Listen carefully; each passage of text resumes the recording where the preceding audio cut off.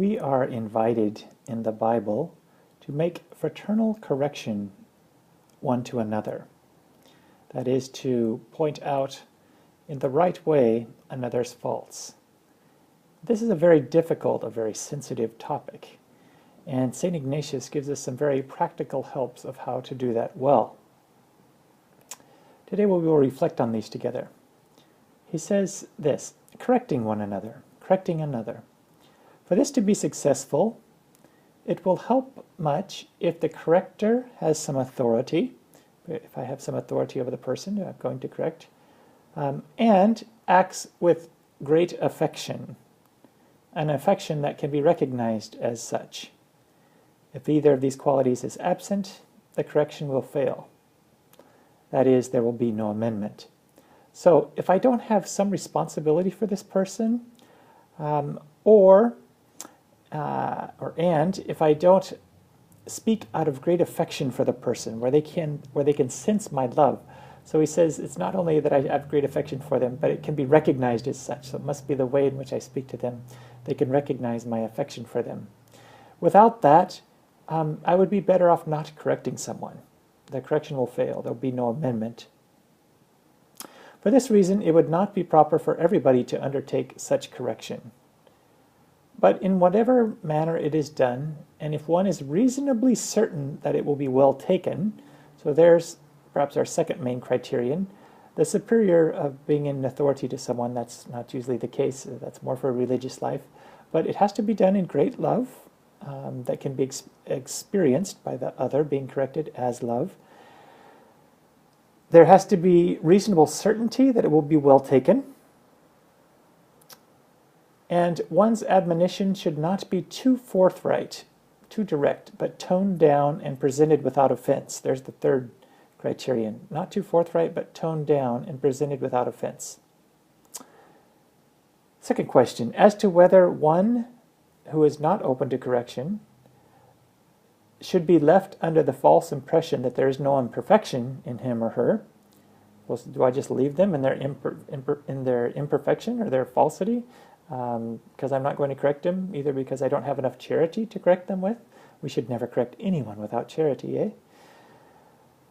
Should I just leave him in that false impression that there's no imperfection? And his answer is, it might be better for the person's progress to do so. Very interesting. Because the danger here is the more one attends to the faults of others, the less he will see of his own, and thus make less progress himself. He says elsewhere, St. Ignatius says, the more observant I am of my brother's or my sister's defects, of my neighbor's defects, you can bet the less observant I am of my own. So the more I notice faults in others, and my brothers, my sisters, people I'm working with or for, you can be sure the more I'm less observant of my own faults and defects. But if one is really advancing with his passions well under control and in good order, so my passion should always be under my mind. I should make choices with my passions for God's sake. My passions are in control, in good order, with our Lord expanding his heart so that he is a help to others as well as to himself, allowing the Lord to expand my heart, so that I can really truly help others. Such a one may correct another, may correct him who is in error. If anyone should have something to say, let him first carefully, before I do so though, so let's say I am in a good place, I feel like the Lord's expanding my heart, I really do love this person, I feel like I do need to say something. Of course, I'd rather not. Most of us would rather never say anything to anyone, and that's not Christian either. That's leaving another in their faults without truly loving them out of their faults. We need to love people enough to be able to make a correction to them. Yes, in charity. Yes, in the right way, saying the words. Yes, with reasonable chance of success. But most of us are afraid to even do it ever, even if those three criteria are there. And there we fail in charity towards our brothers and sisters. We're not practicing fraternal correction as the New Testament exhorts us. So we first carefully place ourselves in the presence of our Lord so as to know and to make up our mind what one ought to do, what we ought to do. So first, before, okay, I have these conditions, I love the person, I'm speaking out of love, I'm going to say it in the right way, there's a reasonable chance of success. Then what? Well, I need to first place myself in the Lord's presence and ask for his inspiration of how I'm to do this.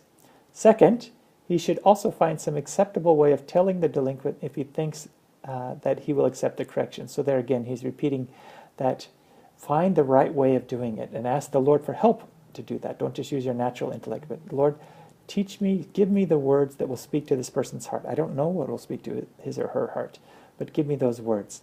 These are very helpful, practical ways in which you and I can help others, our children, our spouses, those around us, be true Christians and offer true, charitable, fraternal correction. God bless you.